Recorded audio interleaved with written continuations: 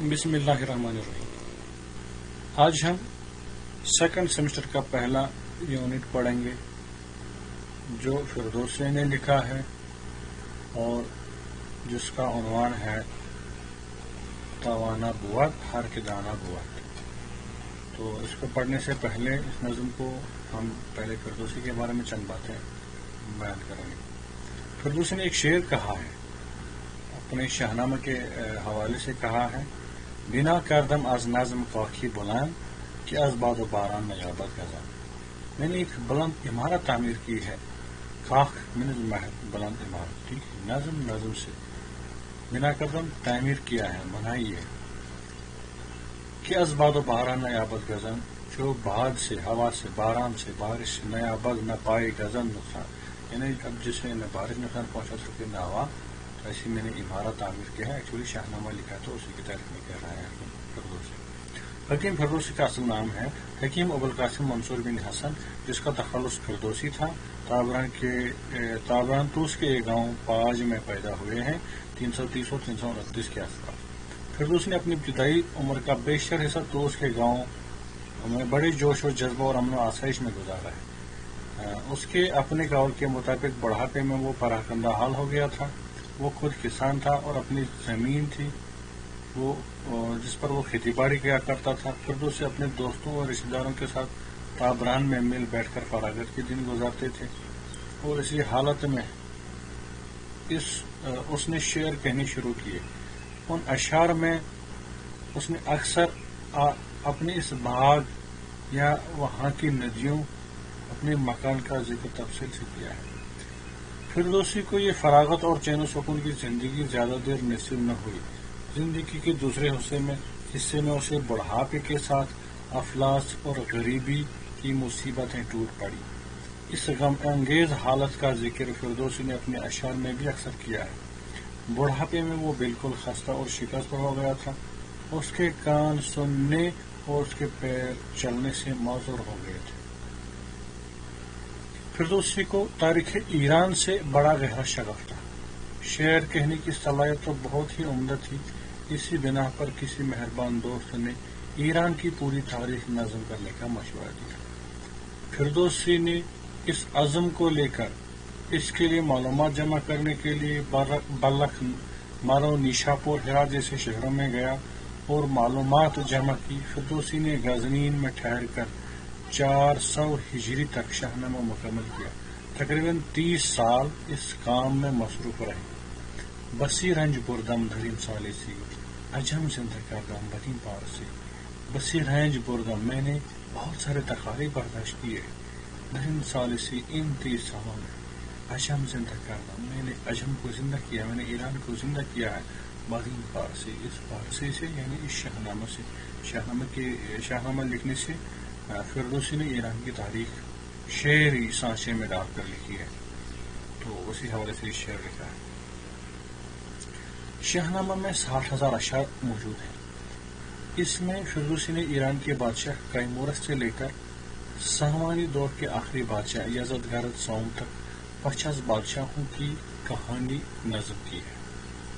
Iran की कौमी दास्तान और तारीख कई सदियों से बिखरती और परेशान होती जा रही थी।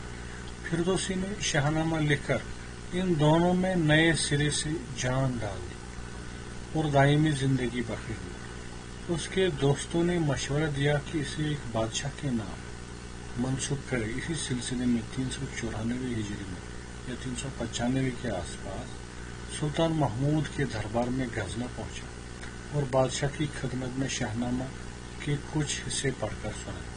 वजीर अबुल अब्बास फजल बिन अहमद की हिमायत से कामयाबी की उम्मीद तो पैदा हुई।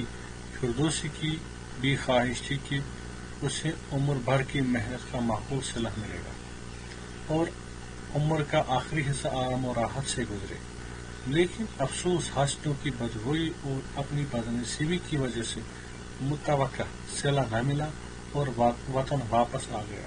फिर कई साल बाद बादशाह को फिरदौसी के काम की अजमत का ख्याल आया। बादशाह ने इसे 60,000 दीनार तूस भिजवाए, लेकिन उस वक्त फिरदौसी का जनाजा निकल रहा था। फिरदौसी 410 11 हिजरी में فوت ہوئے فردوسی نے شاہنامہ کے علاوہ ایک اور عشقیہ مثنوی یوسف زلیخا کے نام سے شاہنامہ ہی کی بحر میں لکھی ہے۔ اس کے علاوہ اس نے غزلیں، قطعات بھی لکھے ہیں۔ فردوسی کی زبان سادہ اور سہل ہے، شعر میں علمی اصطلاحات سے گریز، عربی مشکل جملوں سے پرہیز، بلکہ عربی الفاظ کا کم اور دھری زبان کے پرانے الفاظ کا خوب استعمال کیا ہے۔ فردوسی کی شاعری میں یاس، نا امیدی کا عنصر بہت کم ہے، اور اس کے بجائے روحانی مسرت، قومی فخر و غرور، رزمی افکار، فکر کی آزادی اور ایسی ہی دوسری خصوصیت پائی جاتی ہے۔ فردوسی بلا شبہ اس دور کا نمائندہ شاعر ہے۔ اس کی گران قدر اشعار کو بلا خوف فارسی زبان کی فصاحت کا نمونہ کہا جا سکتا ہے۔ اب ہم ان کی جو چھوٹی یہ نظم ہے اس کو پڑھیں گے۔ توانا بود ہر کی توانا بود منام خداوند خورشید و ماه که دل را به نامش کرد داد جز او را مدان کردگاری سپر فروزنده ماه و ناهید و مهر به دانش گرای و بدو شو برند چو خواهی که از بد نیابی گزند ز دانش لطف بینیازی بجوی و هرچند سختیت آید بروی ز نادان بنالد دلی سنگ و بود ازیرا ندارد برکش و کو توانا بود هر که توانا بود ز دانش دل پیر برنا بود۔ به نام خداوند کے نام سے خورشید و ماہ، سورج اور چاند، یعنی سورج اور چاند روشنی دیتی ہے، چاند روشنی دیتا ہے، سورج روشنی دیتا ہے، تو یہ خدا کے اذن سے دیتا ہے۔ ان کے کیا کیا فوائد ہیں ان پہ میں تفصیلی بحث نہیں کر سکتا ہوں یہاں مختصر سے آڈیو میں، لیکن اس پہ ہم تشریح میں یہ خوب لکھ سکتے ہیں کہ سورج کی روشنی اور چاند کی روشنی سے کیا کیا فائدے ہیں۔ کہ دل را بھی نامش کرداد را، دل کو اس کے نام سے یعنی اللہ کے نام سے عقل نے راستہ دکھا دیا، یعنی دل جو اللہ تعالیٰ نے بنایا ہے اس کے اوپر انسان کو عقل بھی عطا فرمائی ہے اور عقل دل کو رہنمائی کرتی ہے، اس کی طرف فردوسی نے اشارہ کیا۔ جز او را مدان کردگار سپر، جز او اس کے بغیر، مدان مت جان لے، کردگار سپر اس زمانے کا بنانے والا کوئی ہے یا اس کائنات کا بنانے والا کوئی ہے، اس آسمان و زمین کا بنانے والا کوئی ہے۔ سپر اکثر چھت کو بولتے ہیں یا آسمان کو بولتے ہیں، اور زمانے کو بھی مفہوم میں آ جاتا ہے زمانے کو، تو اس کے سوا کسی کو اس کائنات کا بنانے والا نہ سمجھ۔ فروزند ماہ و ناہید و مہر، فروزندہ میں روشن کرنے والا وہی ہے، ماہ کا، چاند کا، ناہید ستارے کا، اور مہر کا، مہر سورج کو کہتے ہیں، یعنی سورج کو، چاند کو اور ناہید ستارے کو اللہ تعالیٰ ہی روشن کرتا ہے۔ بدانش گرایو بدو شو بنا، بدانش دانش کی جانب، گرایو جو کچھ جاؤ یا دانش کی طرف آ جاؤ، علم کی طرف آ جاؤ، بدو شو بلند بو اس سے یعنی علم سے، شو بلند ہو جاؤ، بلند یعنی بلند مقام و مرتبہ حاصل کرو، خواہی کے ازبات نیابی ازن، اگر تم چاہتے ہو، جب تم چاہتے ہو کہ تجھے کوئی برائی نقصان نہ پہنچائے، نیابی غزن برائی سے نقصان نہ پاؤ، دانش در بے نیازی بجو، علم سے، دانش سے بے نیازی کا دروازہ کھٹکھٹاؤ، یعنی اللہ تعالیٰ سے مانگو اور اللہ تعالیٰ سے بے نیازی طلب کرو۔ یہ سب تبھی ہو سکتا ہے جب انسان کے پاس علم و عقل ہو، ادروائز انسان پیڑوں کو، گائے کو اور پتھروں کو پوچھتا ہے، مانگتا ہے، جو سراسر نادانی ہے۔ وگر چند سختیت آید برو، اگر آپ کو علم حاصل کرنے میں وگر اور اگر چند سختیت کتنی بھی سختی تجھے آید آ جائے بروئی پیش، بروئی سے مراد پیش سامنے آ جائے، آپ کو اگر تکالیف کو سہنا پڑے گا، برداشت کرنا پڑے گا تو آپ کیجیے۔ ز نادان بنانا دل سنگ ہو، نادانوں سے روتا ہے نالا، دل سنگ ہو، سنگ پتھر، کو پہاڑ، پتھروں اور پہاڑوں کا دل بھی نادان لوگوں سے روتا ہے، رو رہا ہے۔ ازیرا ندارت برکش، اس سے یعنی نادانی سے، ندارت نہیں رکھتا ہے یا نہیں ہے کسی کے پاس، برکت شکو کسی کے پاس شان و شوکت، یعنی کوئی نادان شان و شوکت رکھنے والا نہیں ہے نادانی سے. یعنی اگر کسی کو شان و شوکت حاصل ہے، کسی کو عزت حاصل ہے، تو وہ علم سے ہے، دانے سے. توانا بود ہر کہ دانا بود، توانا ہوگا وہی جو کہ دانا ہوگا، یعنی طاقتور ہوگا وہی جو دانا ہوگا. جس کے پاس علم ہوگا وہی طاقتور ہے. دانش دل پیر بھرنا بود، دانش سے، علم سے دل پیر، پیر مطلب بوڑھا، بوڑھے آدمی کا دل بھرنا جوان بود ہوگا، یعنی علم حاصل کرنے سے بوڑھے کا دل بھی جوان ہوتا ہے، جوان ہوگا. شکریہ.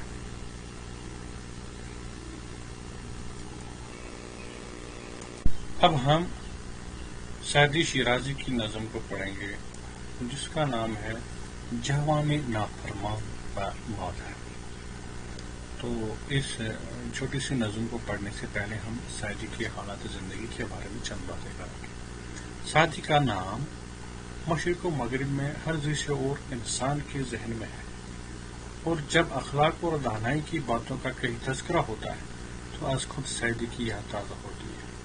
اس بات سے اندازہ لگایا جا سکتا ہے کہ سعدی دانائی کی کتنی بڑی کنجی ہے جسے دانائی کا دروازہ کھولتا ہے. شیخ مشرف الدین بن مصلح الدین سعدی شیرازی 1175 عیسوی میں توسط ہوئے اور 1229 ہجری میں دائی اجل کو لمحہ کر رہ گئے. سعدی ایک علمی اور دیندار گھرانے کے چشم چراغ تھے. آپ نے بچپن میں اپنے والد صاحب سے کافی علمی استفادہ کیا اور آپ کے والد آپ کی جانب خاصی توجہ دیتے تھے. پھر جب امتحان کی گھڑی آئی تو والد صاحب کا سایہ سر سے اٹھ گیا اور زمانے کے مختلف پہلوؤں نے آپ کو اپنی گرفت میں لے لیا. آپ نے اپنا تخلص اطابق ابو بکر سعد بن زنگی کی مناسبت سے رکھا. آپ کے دانائی کے موتی یعنی بوستان سعدی اور گلستان سعدی شہزادہ سعد کے نام سے ہی معنون ہے. سعدی کا بچپن شیراز میں گزرا. جوانی میں بغداد گئے اور مدرسہ نظامی میں تعلیم حاصل کی. آپ کے ایک استاد عبدالرحمن ابن جوزی تھے. تعلیم و تربیت کے بعد سعدی نے عراق، عرب، شام، حجاز اور دوسرے مقامات کے سفر کیے.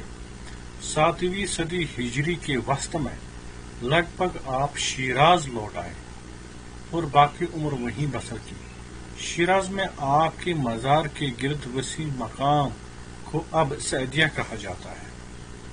سعدی نظم و نثر کے بے بدل استاد تصور کیے جاتے ہیں. آپ کی تعلیمات ہر طبقہ میں مقبول عام رہی ہیں. دنیا کی اکثر زبانوں میں ترجمہ بھی ہوئی ہیں. گلستان اگرچہ نثر میں لکھی گئی ہے لیکن نظموں سے اس طرح آراستہ کی گئی ہے کہ انسان جیسے دانائی کے باغ میں داخل ہوتا ہے. آپ کی دوسری تصانیف میں مجالس پنجگانہ، تقریرات، رسالہ عقل و عشق نثر میں ہے. نظم مثنوی، قصیدے، عربی فارسی قطعات، رباعیات، ترجیباً، تراکیباً اور غزلیات کے چند مجموعے غزلیات قدیم وغیرہ ہیں. سعدی کی کتاب بوستان فقط عشق ہے. آپ کا کلام آسان، پرلطف اور فصیح و بلیغ ہے. آپ نے تصوف کے مضامین بھی قلم بند کیے لیکن توحید میں دوسرے صوفیوں کی طرح بگاڑ پیدا نہ کیا. اخلاق، پند و نصیحت کا دل پذیر مجموعہ ہے. آپ نے آسان الفاظ استعمال کیے. بوستان فردوسی کی شاہنامہ رزمیہ بحر میں لکھی گئی ہے. آپ کی تصانیف اخلاق کا پیکر ہے.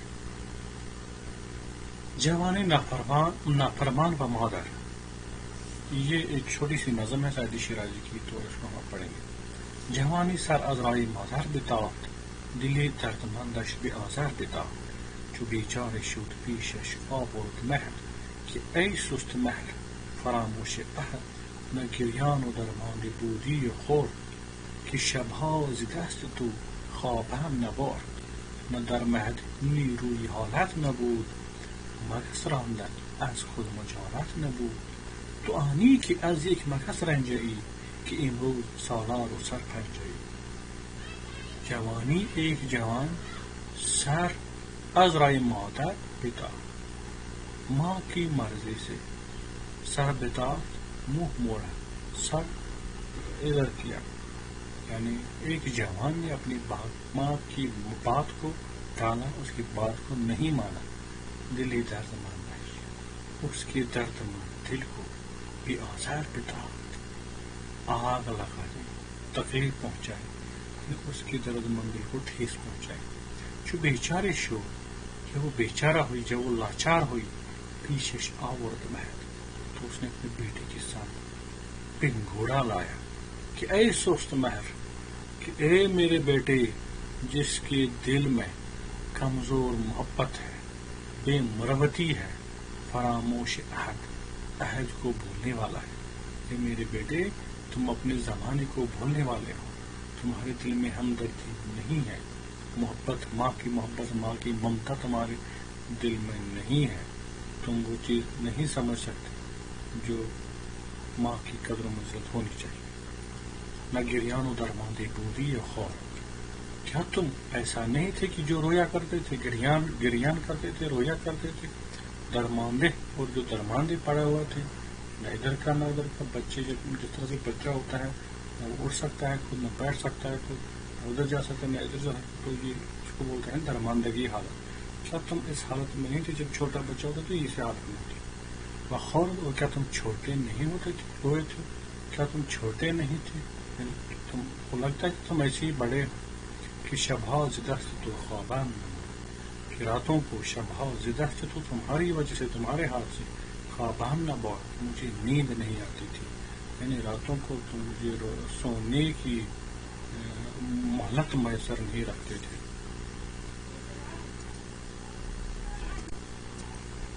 نہ در مہد نیروی حالت نہ بود، کیا تم پنگھوڑے میں ہوتے تھے تو کیا تمہاری یہی طاقتور حالت تھی؟ یعنی تمہاری یہ حالت نہیں تھی، تم اتنے طاقتور نہیں تھے جو آج تم ہو.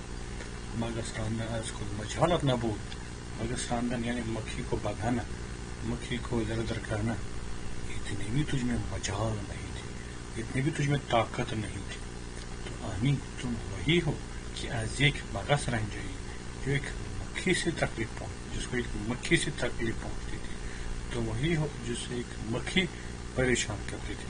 کہ امروز سالار و سرپنجائی، کہ آج تم امروز، آج سالار، تم بڑے سپاہی بن گئے ہو، بڑے بہادر بن گئے ہو. سرپنجائی، آج تم بڑے جوان ہو گئے ہو، یہ لوگوں کے سربراہ بن گئے ہو. آج تمہاری یہ حالت ہے، تم اس جوانی کو بھول چکے ہو جس بچپن میں نے تمہیں پالا تھا، اس دور کو تم بھول چکے ہو. تو یہ تھی سعدی شیرازی کی نظم جوان نافرمان برق مادر. امید کرتا ہوں کہ آپ سمجھ چکے ہو. اب ہم جامی کی ایک نظم کو پڑھیں گے اور ایک غزل کو پڑھیں گے. نظم کا نام ہے محنت قرب اور غزل کا نام ہے تسلیم. تو پہلے ہم مولانا جامی کے بارے میں تھوڑی بہت انفارمیشن آپ کو دینا چاہیں. مولانا نور الدین عبد الرحمان جامی، نور الدین عبد الرحمان بن احمد بن محمد، جو جامی کے نام سے مشہور ہوئے، 817 ہجری میں یعنی 1414 عیسوی میں صوبہ خراسان کے شہر جام کے ایک قصبہ خرغرد میں، یا جس کو خرجرد بھی بولتے ہیں، پیدا ہوئے. آپ کا مشہور لقب خاتم الشعراء ہے. آپ شاعر ہونے کے علاوہ موسیقی دان، ادیب، صوفی اور رند تصور کیے جاتے ہیں. آپ کا نسب والد صاحب کی جانب سے محمد بن حسن شیبانی سے جا ملتا ہے، جو حنفی فقہ کے معروف عالم گزرے ہیں. آپ کے والد دشت کے رہنے والے تھے. دشت اصفہان کے نزدیک ایک شہر کا نام ہے جس نے خراسان ہجرت فرمائی تھی. خراسان کے شہر جام میں سکونت اختیار کی اور وہیں قضاوت، قاضی کے منصب پر کام کرنا شروع کیا. جامی نے ابتدا میں اپنے والد صاحب سے خرگرد جام میں مروجہ تعلیم حاصل کی. جامی اس زمانے میں ہرات کے ساتھ وابستہ تھا۔ جامی نے 13 سال کی عمر میں ہرات ہجرت کی اور دونوں وہیں سکونت پذیر ہوئے۔ جامی نے ہرات میں زندگی کا وہ حصہ بسر کیا جو انہوں نے تعلیم حاصل کرنے میں سکون کے ساتھ گزارا۔ اسی زمانے میں عبد الرحمن اپنے مشہور نام یعنی جامی سے مشہور ہو گئے۔ شعر گوئی میں انہوں نے ابتدا میں دشتی تخلص اختیار کیا، پھر بعد میں اسے جامی سے تبدیل کیا، جس کی وجہ انہوں نے اپنے جہد تولد کو ہی بتایا ہے۔ جامی نے عربی اور فارسی ادبیات کے مقدمات اپنے والد صاحب سے ہی پڑھے۔ جب ان کے والد صاحب نے ہرات ہجرت فرمائی تو جامی کو بھی موقع ملا کہ وہ مدرسہ نظامیہ ہرات میں مروج علوم حاصل کریں۔ انہوں نے علم صرف و نحو، منطق، حکمت اشراق، طبیعیات، ریاضیات، فقہ، اصول حدیث، قرآن اور تفاسیر اچھی طرح سے پڑھے۔ اس زمانے کے بڑے اساتید جیسے خواجہ علی سمرقندی، محمد جاجرمی وغیرہ سے استفادہ کیا۔ اسی زمانے میں مولانا جامی تصوف سے واقف ہوئے اور اس سلسلے میں مجذوب کی صورت اختیار کی۔ سعد الدین محمد کاشگری نقشبندی کے حلقے مریدوں میں شامل ہو گئے، یعنی ان کے مریدوں میں شامل ہو گئے۔ انہوں نے اس سلسلے میں آ کر اس قدر ریاضت کی کہ اپنے مرشد سعد الدین محمد کاشگری کے وفات کے بعد نقشبندیہ سلسلہ کے خلیفہ بن گئے۔ چند سال گزرنے کے بعد جامی نے سمرقند کا سفر اختیار کیا۔ تیموری خاندان کا ایک بادشاہ جس کا نام اولغ بیگ تھا کے ساتھ اچھے روابط پیدا کیے، جو خود علم دوست اور ادب پرور شمار کیا جاتا تھا۔ اولغ بیگ کی بارگاہ میں سائنسدانوں اور طالب علموں کا ہجوم رہتا تھا۔ جامی نے وہاں بڑے بڑے استادوں کو اپنا گرویدہ بنانے میں کامیابی حاصل کی۔ چونکہ جامی نے بچپن ہی سے شعر کہنے شروع کیے تھے، جس کی وجہ سے وہ یہاں اپنا مقام بنانے میں کامیاب ہوا۔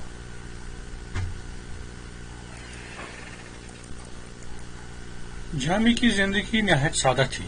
وہ سادگی کو پسند کرتے تھے۔ انہوں نے کسی بادشاہ یا امیر کی مدح گوئی سے اپنی زبان کو آلودہ نہیں کیا۔ امیر اور وزیر ان کے ساتھ اپنی ارادت کا اظہار کرتے تھے اور خود ان کو ان کا مرید تصور کرتے تھے۔ اولغ بیگ کا جانشین سلطان حسین بھائی کارا اور اس کا امیر علی شیر نوائی آخری عمر تک جامی کو محترم سمجھتے تھے۔ اس کے علاوہ حسن آنکھ کمینلو، سلطان محمد جو عثمانی فاتح بادشاہ تھا، اور مصر کا بادشاہ ملک الاشراف اس کے ارادت مندوں میں سے تھے۔ جامی نے بالآخر 81 سال کی عمر میں ہرات کے شہر میں وفات پائی اور ان کا آرامگاہ یعنی ان کی قبر ہرات کے شمال مغرب علاقے میں عام و خاص کی زیارت گاہ بن چکا ہے۔ جامی کی کتابوں کا مختصر سا تعارف میں دینا چاہوں گا یہاں پر۔ جامی نے نظم و نثر میں درجنوں کتابیں تحریر فرمائی ہیں۔ اس کے علاوہ انہوں نے بہت سارے رسالے بھی تحریر فرمائے ہیں۔ جامی کے منظوم کلام کو 2 بڑے مجموعے میں جمع کیا گیا ہے۔ دیوان جو قصائد، غزلیات، قطعات اور رباعیات پر مشتمل ہیں۔ اس کے علاوہ 7 مثنویاں ہیں۔ امیر خسرو کی تقلید میں جامی کے دیوان کو 3 حصوں میں تقسیم کیا گیا ہے۔ فاتحۃ الشباب جس میں جوانی کے اشعار درج ہیں، وسط العقد جس میں اوسط زندگی یعنی جوانی کے بعد کی زندگی کے اشعار جمع ہیں، اور خاتمۃ الحیات جس میں زندگی کے آخری دور کے اشعار درج ہیں۔ یہ کوشش کی گئی ہے کہ ان کتابوں میں ایسے ہی اشعار جمع کیے جائے تو تحقیق طلب مسئلہ ہے۔ جامی کی قصائد توحید اور نعت رسول اکرم صلی اللہ علیہ وسلم کے علاوہ صحابہ اور اہل بیت کے مناقب میں لکھے گئے ہیں۔ اس کے علاوہ انہوں نے عرفانی اور اخلاقی مطالب کو اپنے قصائد کے موضوعات بنائے ہیں۔ اس کے علاوہ چند قصائد اور مرثیے سلاطین اور حکیموں کی تعریف میں کہے ہیں۔ جہمی کی غزلیں عرفانی اور عاشقانہ موضوعات کا احاطہ کرتی ہیں۔ جہمی کی قطعات اور رباعیاں عرفانی مسائل پر دلالت کرتی ہیں۔ اس کے علاوہ صوفیانہ حقائق کی جانب اشارہ کرتے ہیں۔ عاشقانہ نقطے کو بھی ان کی رباعیوں اور قطعات سے اخذ کیا جا سکتا ہے۔ جہمی کی ہنرمندی کی سب سے بڑی مثال ان کا بے نقطہ دیوان ہے، یعنی انہوں نے وہی الفاظ اس میں لائے ہیں جن الفاظوں کو، جن حروف کے اوپر نقطہ نہیں ہے، تو انہی حروف کو جمع کر کے اشعار لکھے ہیں اور ان کا دیوان بنایا ہے۔ اس دیوان میں انہوں نے ان تمام حروف سے پرہیز کیا ہے جن میں نقطے استعمال کیے جاتے ہیں۔ جامی کی 7 مثنویاں ہفت اورنگ کے نام سے مشہور ہیں۔ پہلی مثنوی سلسلۃ الذہب ہے جو ثنائی کی حدیقۃ الحقیقت کے اسلوب پر لکھی گئی ہے۔ اس میں جہمی نے عرفانی مسائل جیسے شریعت، طریقت، عشق، نبوت وغیرہ بیان کیے ہیں۔ دوسری مثنوی سلامان و ابسال ہے۔ یہ مثنوی سلطان یعقوب ترکمان آگ کوینلو کے نام پر لکھی ہے۔ سلامان و ابسال کی کہانی سب سے پہلے خواجہ نصیر الدین طوسی نے اشارات میں تحریر کی تھی۔ اس کے علاوہ اسرار حکمت ابن طفیل میں آ چکی تھی۔ جامی نے اسے کہانی کو نظم کا روپ دے دیا۔ تیسری مثنوی تحفۃ الاحرار ہے۔ جامی کی یہ پہلی مثنوی ہے جو انہوں نے درس اور تعلیم کے غرض سے تحریر کی ہے۔ یہ مثنوی مخزن اسرار نظامی کے سیاق و سباق پر لکھی گئی ہے۔ اس میں جامی نے ابتدائے آفرینش، اسلام، نماز، زکوٰۃ، حج، عزلت، تصوف، عشق اور شاعری کے موضوعات پر بحث کی ہے۔ اس مثنوی کے آخر پر جامی نے اپنے لڑکے کے نام ایک پند نامہ بھی تحریر کیا ہے جس کا نام ضیاء الدین یوسف تھا۔ انہیں نصیحت کرتے کرتے اپنی زندگی کی کچھ واقعات بھی بیان کیے ہیں۔ چوتھی مثنوی صبحۃ الابرار ہے۔ یہ مثنوی بھی تعلیم پر مبنی ہے جس میں توبہ، زہد، فقر، صبر، شکر، خوف، رجا، توکل، رضا اور محبت کے موضوعات پر بحث کی گئی ہے۔ پانچویں مثنوی یوسف و زلیخا یعنی عشق مثنوی ہے جس کو جامی نے نظامی کی خسرو بشیرین اور فخر الدین اسد غرغانی کی ویس و رامین کے اسلوب پر تحریر کی ہے۔ اس میں حضور اکرم صلی اللہ علیہ وسلم کی تعریفیں اور معراج کا واقعہ بیان ہے۔ اس کے علاوہ سلطان حسین بھائیکرا کی مدح کے علاوہ سورہ یوسف کی شرح اور تورات کی روایتیں درج کی ہیں۔ یہ کتاب 888 ہجری میں تحریر کی گئی ہے۔ چھٹی مثنوی لیلا و مجنون ہے جو عشق داستان ہے۔ یہ مثنوی نظامی کی لیلا و مجنون اور امیر خسرو دہلوی کی مثنوی لیلا و مجنون کے وزن پر لکھی گئی ہے۔ ساتویں مثنوی خردنامہ اسکندری ہے۔ اس میں جامی نے حکمت اور اخلاق کو موضوع بحث بنایا ہے اور ان کا مقصد تعلیم رہا ہے۔ انہوں نے یونانی حکیموں جیسے سقراط، افلاطون، ارسطو، بقراط، پیتھاگورس کے علاوہ سکندر کے بارے میں اپنے علم کا مظاہرہ کیا ہے اور ان کے دانائی کو منظر عام پر لانے کی کوشش کی ہے۔ نثر میں جامی کی نثری کتابوں میں بہارستان، رسالہ وحدت الوجود، شرح مثنوی، نفحات الانس اور منشآت ہیں۔ بہارستان جامی سعدی شیرازی کی تقلید میں جامی نے مکفہ اور مسجع الفاظ میں تحریر کر کے اپنے بیٹے ضیاء الدین یوسف کی نصیحت کے لیے تحریر فرمائی۔ اس کتاب میں 7 باب ہیں اور ہر باب میں ولیوں، بزرگوں، صوفیوں، شاعروں اور حکیموں کے علاوہ بادشاہوں کے واقعات درج کیے گئے ہیں۔ 892 ہجری میں یہ کتاب تکمیل کو پہنچ گئی۔ شواہد النبوہ جامی نے سیرت نبوت پر کتاب تحریر فرمائی ہے جس میں رسول اکرم صلی اللہ علیہ وسلم کی تولد سے لے کر وفات کے موقع تک کے خاص واقعات کو موضوع بحث بنایا ہے۔ اس کے علاوہ صحابہ تابعین کی بھی مختصر تفصیل کہیں کہیں ملتی ہے۔ یہ کتاب سادہ فارسی نثر میں لکھی گئی ہے اور احادیث کے علاوہ قرآن آیتوں کا کافی استفادہ کیا گیا ہے۔ اشعۃ اللمعات۔ اشعۃ اللمعات جامی نے امیر علی شیرنوائی کی دستور پر لکھی ہے۔ یہ کتاب 882 میں لکھی گئی ہے۔ نفحات الانس کتاب جامی نے اولیاءوں کے کارناموں پر تحریر کی ہے۔ اس کے علاوہ انہوں نے تصوف اور سلوک پر بھی کئی رسالے تحریر کیے ہیں۔ تو میں یہاں پر ان کی جو یہ نظم ہے اس کو تھوڑا ترجمہ کروں گا تاکہ میں کوشش کروں کہ آپ سمجھیں۔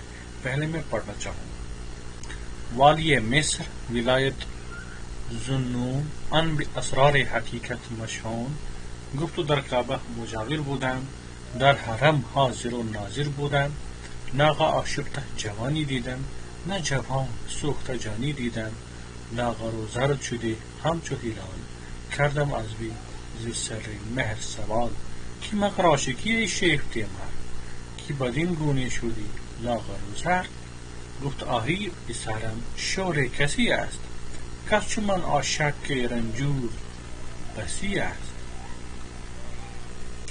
گفتمش یار به تو نزدیک است یا چو شب و روزت از او تاریک است گفت تو در خانه اویم همه عمر خاک کاشانه اویم همه عمر گفتمش یک دل و یک رو است به تو یا ستمگار و جفاجو است به تو گفت هستیم بهر شام و سحر به هم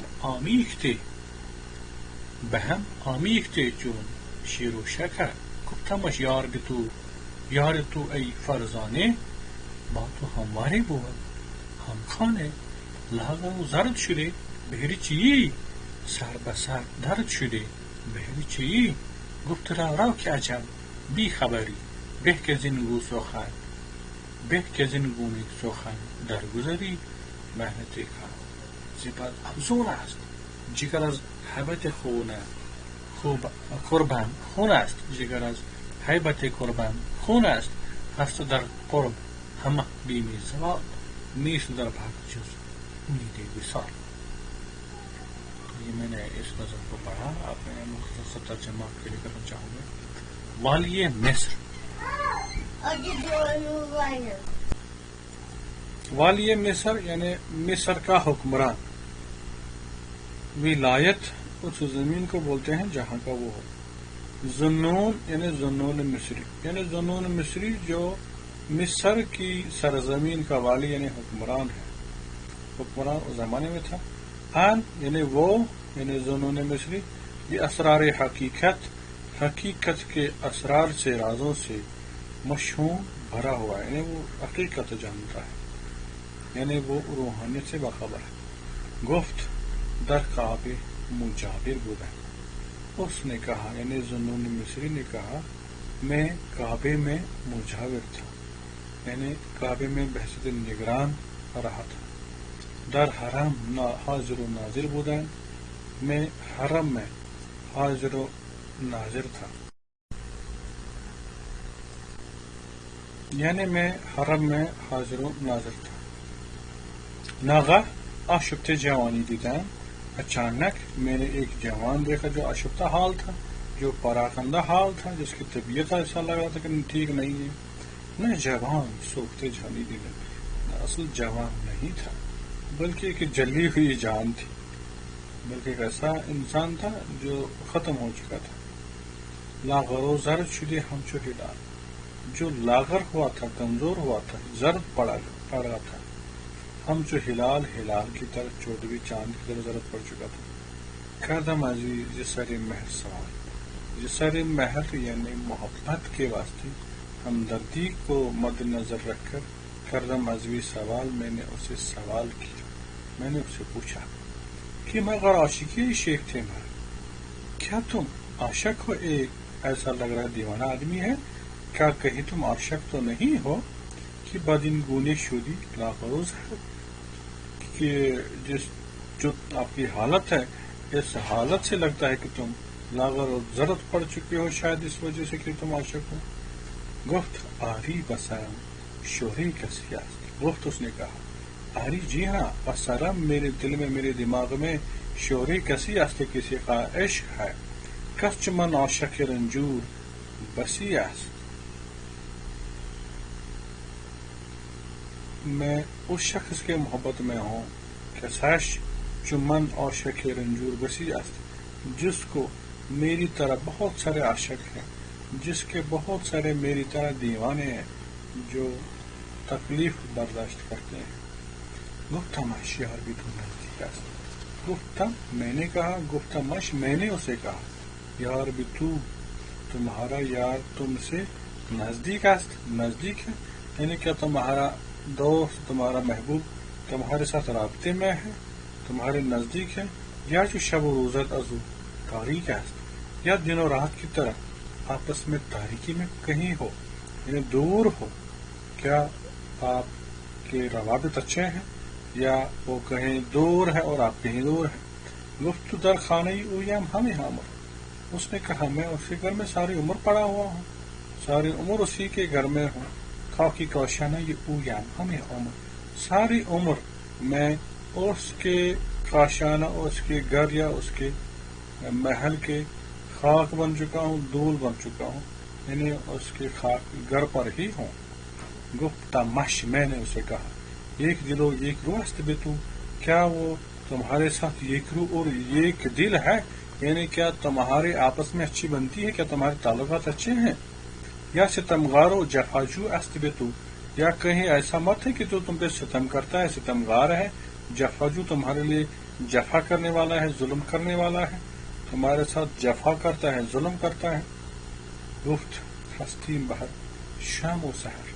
گفت اس نے کہا ہستیم ہم ہیں بہر شام و سحر، ہر صبح ہر شام بہم آمیختے چن شیر و شکر. اس طرح آپس میں ملے ہوئے ہیں جس طرح شیر اور شکر ہے، جس طرح دودھ اور شکر چائے بناتے وقت ملاتے ہیں تو وہ پھر مل کے الگ کرنا مشکل ہے، اسی طرح سے ہم بھی ملے ہوئے. گفت تماش میں نے اسے کہا یار تو اے فرزانے، اے فرزانہ تمہارا یار، اے عاشق اے پروانی تمہارا یار، باتوں ہمارے بہت ہم خانے، تمہارے ساتھ ہموارہ بھی ہیں، تمہارے ساتھ اچھے تعلقات بھی ہیں، ہم کھانا بھی یعنی آپ ایک ہی گھر میں بھی رہتے ہیں. لاغر و زرد شدے بہرچی، کیوں پھر لاغر پڑ چکے ہو اور تمہاری صورت زرد پڑ چکی ہے، کس وجہ سے. سر بسر درد شدے بہرچی، تم سر بسر اپنے لیے درد بن چکے ہو، تمہاری شکل و صورت ختم ہو چکی ہے، تمہارا جسم تمہاری اچھائی کہیں دکھ نہیں رہی ہے، تم ایسا لگ رہا ہے کہ تم ختم ہو چکے ہو. تو بہرچی ایسا کس وجہ سے ہے. گفت اس نے کہا راو راو چھاؤ چھاؤ، کہ اچھا بے خبری، کہ تجھے عجیب قسم کی بے خبری ہے. بہتر ہے کہ جن گونس تو خیر، اس قسم کی باتوں سے یعنی تمہیں چاہیے کہ اس قسم کی باتوں سے درگزر کریں، چھوڑ دیں، اس بحث پہ بات ہی نہ کریں. محنت قرب، محنت کا مطلب ہے سختی، قرب نزدیکی کی سختی سے بعد میں یعنی جب دوری ہو جاتی ہے افزون بڑی ہوتی ہے. یعنی جب انسان کسی کے قرب میں جاتا ہے، کسی کے نزدیک میں جاتا ہے، پھر اگر اس سے دور ہو جائے تو اس کی سختی زبردست ہوتی ہے، اس کی تلخی زبردست ہوتی ہے. جگر از حیبت قربم خون است، میرا جگر از حیبت قربم، اس قربت کے ڈر کی وجہ سے میرا جگر پارا پارا ہے، میرا جگر خون ہے. یعنی میرا جگر میرے دل میں اگر تکلیف ہے تو اس ڈر کی وجہ سے کہ میں آج اس کے قریب ہوں، پتہ نہیں کل میں کہاں ہوں. ہس در قرب ہم بیمی زوال، قربت میں ہے پورا زوال کا خطرہ، زوال کا ڈر. مجھے اس کے قریب رہنے میں مجھے انتہائی ڈر ہے کہ اس کا کہیں زوال نہ ہو، کہیں یہ ملاقات یا اس کی قربت جو ہے کہیں اختتام تک نہ پہنچے. نیست در بعد جز امید وصال، نہیں ہے بعد میں سوائے وصال کی امید، ملنے کی امید. یعنی اگر میں اس سے دور ہو گیا، اگر میں اس سے جدا ہو گیا تو بعد میں صرف امید رہ جاتی ہے، وصال نہیں رہتا ہے اور وصال کی صرف امیدیں رہ جاتی ہیں اور اسی امید کے سہارے زندگی گزارنی پڑتی ہے. تو یہ تھا کہ نظم جس کا میں نے ترجمہ کیا ہے آپ کے سامنے. اور اس میں ایکچولی صوفیانہ تصورات کا اظہار ہے کہ صوفیوں کا جو عقیدہ باطل عقیدہ ہے وہ یہ ہے کہ ہر چیز میں خدا موجود ہے اور ہر صبح شام ہم خدا ہی ہم میں بسا ہوا ہے اور ہر چیز میں بسا ہوا ہے. تو اس کو علماء حضرات نے اس نے عقیدے کو رد کیا. تو وہ اس نظم میں اسی کی تشریح کر رہے ہیں کہ میں ہر صبح شام اگر میں کل کو مر گیا تو میں مٹی بن جاؤں گا, میرے اندر نہیں رہے گا خدا, تو پھر قیامت تک مجھے اس کو دیکھنے کے انتظار میں رہنا, اس لیے اسے مارنے کا ڈر ہے. تو میں یہی باتیں اس نظم سے سمجھ چکا ہوں. تو اب ان کی ایک اور غزل جو ہمارے سلیبس میں ہے اس کو پڑھیں گے, جس کا نام ہے تسلیم. پہلے میں تسلیم غزل کو پڑھتا ہوں. نیایم سوی تو ہر چند سرزد شوق دیدارم که با اغیار همدم دیدنت طاقت نمی آرم. تو را گر در حک یاران فتد اندیشه خطلی به حک دوستی یارا که با ان نیز هم یارم. شوق ان لب شیرین زدیده تا سحر هر شب حقیق ناب می ریزم سرش که لعل می بارم. از آن لب نیم جان آریت دارم بیا جانا بنه لب بر لبم کن آریت با تو بسپارم. بکوش ای عقل در اصلاح کار من که من زن پس ز سودای پری روی سر دیوانگی دارم. همی بینم به بستان سر قد توست می گویم همین تابد ز گردون ما روی توست پندارم. سوی خود کاندم ز کوی تو دل را گفت رو جامی که من اینجا بدام عشق بدخویی گرفتارم. یہ میں نے پہلے پڑھی ہے غزل, اب اس کا میں ترجمہ کروں گا آپ کے لیے. نیایم نہیں آتا ہوں, آمدن آنا, آید آئے, نیاید نہیں آئے, نیایم میں نہیں آتا ہوں. سوئی تو تمہاری جانب ہر چند کے سر زد شوق دیدارم, شوق دیدار کا یعنی مجھے شوق کا دیدار اگرچہ کہ ہر چند کی سرزد ہوا یعنی مجھے دیکھنے کا شوق پیدا ہوا, پھر بھی میں تمہاری جانب نہیں آ رہا ہوں. کہ با اغیار ہمدم دیدن طاقت نہیں آرام. کیوں؟ کیونکہ غیروں کے ساتھ مجھے طاقت نہیں ہے کہ میں تم کو دیکھوں, تم کو دوسروں کی محفل میں بیٹھے دیکھوں, اتنی مجھ میں طاقت ہی نہیں ہے. اس لیے اگر مجھے آپ کو دیکھنے کا شوق بھی ہے پھر بھی میں پرہیز کر رہا ہوں, آپ کے پاس نہیں آ رہا ہوں, آپ کی جانب نہیں چل رہا ہوں. تو اگر در حق یاران فتد اندیشہ قتلی, تجھے اگر اپنے دوستوں کے بارے میں قتل کرنے کا اندیشہ آ جائے, قتل کرنے کا ذہن میں آ جائے کہ تم اپنے دوستوں کو قتل کرو گے, باقی دوستی یارا کہ با نیز ہم یارا, باقی دوستی کے واسطے یارا اے میرے محبوب تجھے میری دوستی کا واسطہ کہ با نیز ہم یارا, کہ مجھے ان کے ساتھ بھی اچھے تعلقات ہیں. میں اپنے اغیاروں کو یعنی جو عشق میں میرے غیر ہیں, تمہارے ساتھ عشق میں میرے غیر ہیں, میرے پرائے ہیں, ان کو قتل مت کرو, کیونکہ وہ در حقیقت میرے جیسے ہی انسان ہیں, وہ بھی تکالیف برداشت کرتے ہیں جس طرح سے میں برداشت کرتا ہوں, تو ان پہ یہ ظلم نہ کیا جائے. جس شوق ان لب شیرین زیدی دہتا سحر ہر شب اکی کے ناب میری زن سرش کے لعل می بارن. جس شوق ان لب شیرین, لب شیرین شیرین ہونٹ, جس شوق ان کے شوق میں یعنی شیرین ہونٹوں کے شوق میں, زدیدے آنکھوں سے, از دیدے تا سحر صبح تک ہر شب ہر رات کو, یعنی ہر رات کو شام سے لے کر صبح تک ان خوبصورت ہونٹوں کو دیکھنے کی وجہ سے, دیکھنے کی چاہت میں اپنی آنکھوں سے کیا کر رہا ہوں, عقیق ناب میری زم, نایاب عقیق یعنی موتی, میری زم بہا رہا ہوں یعنی موتی بہا رہا ہوں, یعنی سرش کے لعل می بارم, آنکھوں سے عشق کی صورت میں, آنکھوں سے عشق کی صورت میں لعل بھاری کر رہا ہوں یعنی موتی برسا رہا ہوں. یعنی شام سے لے کر صبح تک ان خوبصورت ہونٹوں کی محبت میں میں اپنی آنکھوں سے قیمتی موتی اور نایاب موتی برسا رہا ہوں. ازن لب نیم جان آریت دارم بیا جانا بینہ لبر لبم کن آریت باتو بے سپارم.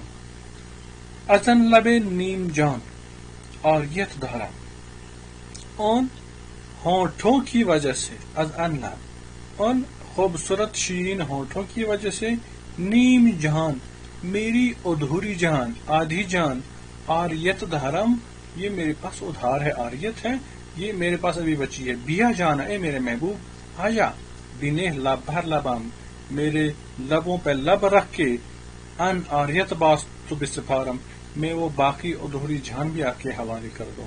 مکوش عقل در اصلاح کار من کی من زین پاس مکوش مت کوشش کر اے عقل اے عقل جو عقل اللہ تعالیٰ نے دل کو ہدایت کے لیے دیا اے عقل کوشش مت کر در اصلاح کار من میرے کام کی اصلاح میں میرے کام میں مجھے اصلاح کرنے کی کوشش مت کرے عقل کیونکہ میں اس کے بعد منزل پاس کیونکہ میں اس کے بعد جو سودائے پری روئی سری دیوانگی رہا مجھے اس پری روئی محبوب کے سودا میں عشق میں میرے سر میں دیوانگی ہے یعنی میرے سر میں محبت کا نشہ ہے. محبت یعنی دیوانگی کا نشہ چڑھا ہوا ہے. اس لیے عقل میں تمہاری بات قبول کرنے والا نہیں ہوں اس لیے مجھے نصیحت کرنے کی کوشش نہ کرے. ہمیں بینم بگستان سر ہمیں بینم میں دیکھ رہا ہوں بوستان میں باغ میں سرو کو دیکھتا ہوں میں باغ میں سروں کے پیڑ کو دیکھتا ہوں. قد تست می گویم تو میں کہتا ہوں کہ یہ تمہارا قد ہے یعنی تمہاری لمبائی اتنی ہے تمہارا جو پیکر ہے تمہاری جو شکل و صورت ہے ایسی ہے جیسے یہ سرو ہے باغ میں. ہمیں تابت گردون ماہ گردون یعنی آسمان سے تابت چمکتی ہے ہمیں گردون جب چمکتی ہے آسمان سے جب چمکتا ہے آسمان سے ماہ یعنی چاند رو یہ تست پندارم تو میں سمجھتا ہوں کہ یہ تمہارا چہرہ ہے. جب آسمان سے چاند چمکتا ہے تو میں سمجھتا ہوں پندارم سمجھتا ہوں کہ ایسا ہی تمہارا چہرہ ہے جو تمہیں چاند کی طرح. سوئے خود خواندم کوئی تو دل را گفت رو جامع سوئے خود خواندن بلانا سوئے خود اپنی جانب کوئی تو تمہارے کوچے سے یعنی تمہارے کوچے میں گیا اور میں نے اپنے دل کو بلایا کہ میرے دل واپس آ جاؤ.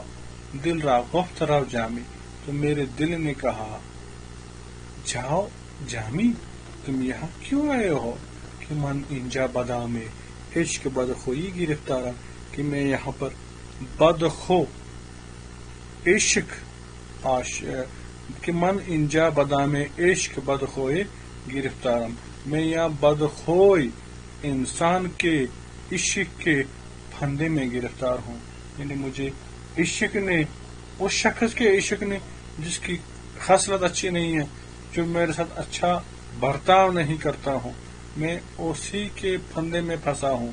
اس لیے تمہارا یہاں آ کر مجھے بلانا مجھے اچھا نہیں لگتا کہ میں چلوں کیونکہ مجھے گرفتار کیا گیا ہے میرے دل کو یعنی جامی کہتا ہے کہ میرا دل مجھے کہتا ہے کہ مجھے گرفتار کیا گیا ہے اس لیے تم یہاں سے چلے جاؤ دل کو واپس لینے کی کوشش نہ کریں.